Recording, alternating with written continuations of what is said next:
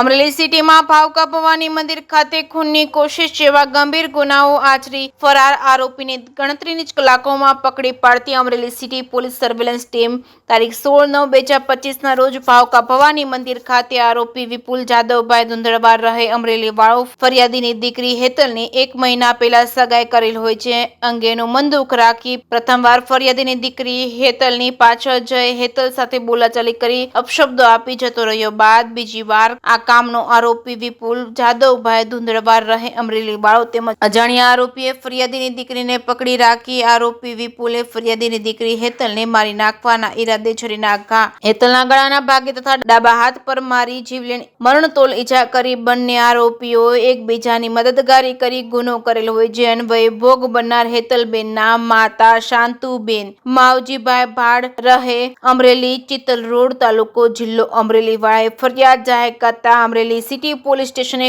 ખૂનની કોશિશનો ગુનો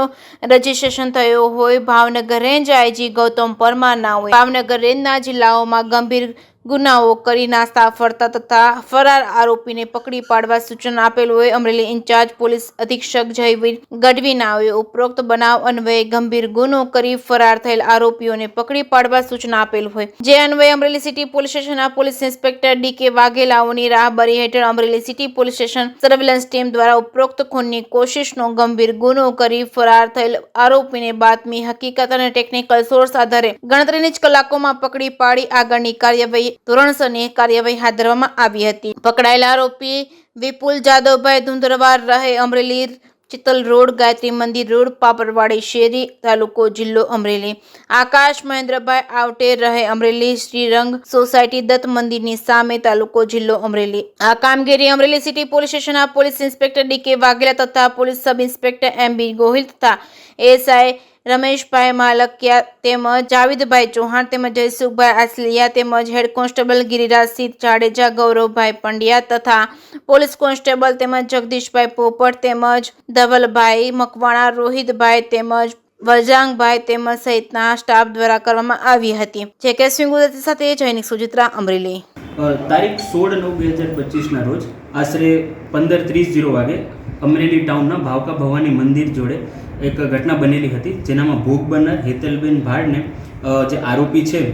વિપુલભાઈ જાદવ ધુંધળવા અને એક અજાણ્યા ઈસમે એમને હાથે અને ગળાના ભાગે છરીના ઘા મારેલા છે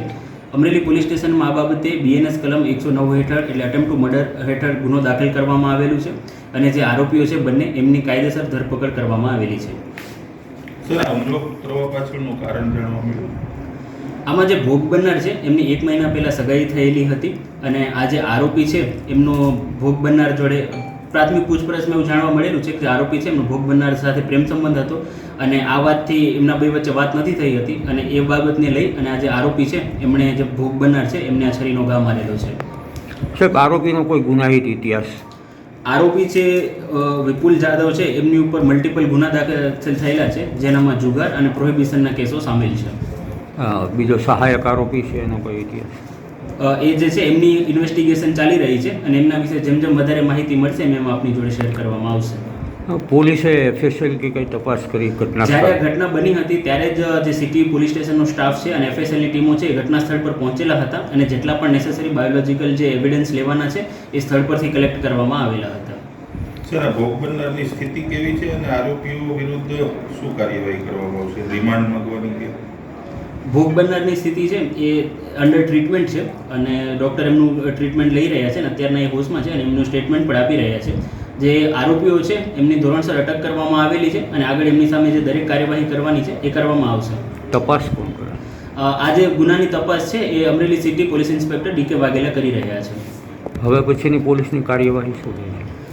જેમ કે મેં કીધું કે આ લોકોને ધોરણસર અટક કરવામાં આવેલી છે અને આ જે કેસ માટે જેટલા પણ નેસેસરી એવિડન્સ છે બધા જે ટેકનિકલ અને જે સર્કમસ્ટેન્શિયલ એવિડન્સ છે એ કલેક્ટ કરી અને કોર્ટમાં રજૂ કરવામાં આવશે આરોપીએ ક્યાં કેવી રીતે હુમલો કર્યો